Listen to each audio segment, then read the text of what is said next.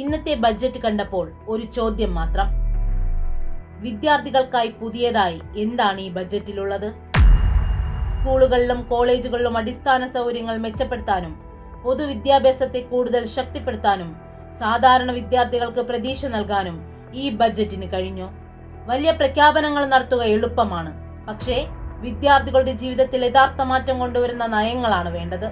കഴിഞ്ഞ സർക്കാർ ഡിഗ്രി തലം വരെ സൗജന്യ വിദ്യാഭ്യാസം നടപ്പാക്കിയിരുന്നു. ഉച്ചഭക്ഷണവും പ്രഭാത ഭക്ഷണവും സൗജന്യമായി. ഹൈടെക് നിലവാരത്തിൽ ക്ലാസ് മുറികൾ ഉയർന്നു.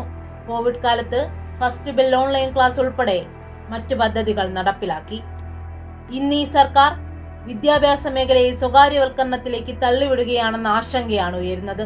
പൊതുവിദ്യാഭ്യാസത്തെ ശക്തിപ്പെടുത്തേണ്ട സമയത്ത് കേന്ദ്രത്തിന്റെ നയങ്ങളോട് ചേർന്ന് നിന്ന് വിദ്യാർത്ഥികളുടെ ഭാവി വിപണിക്ക് വിട്ടുകൊടുക്കുന്നവരുടെ ബജറ്റ് അവതരണം ഇങ്ങനെയൊക്കെ പാളിപ്പോകുന്നതിൽ അതിശയിക്കേണ്ടതില്ല. ഇതിലും വലുതൊക്കെ ഇനി കാണാൻ കിടക്കുന്നതേയുള്ളൂ.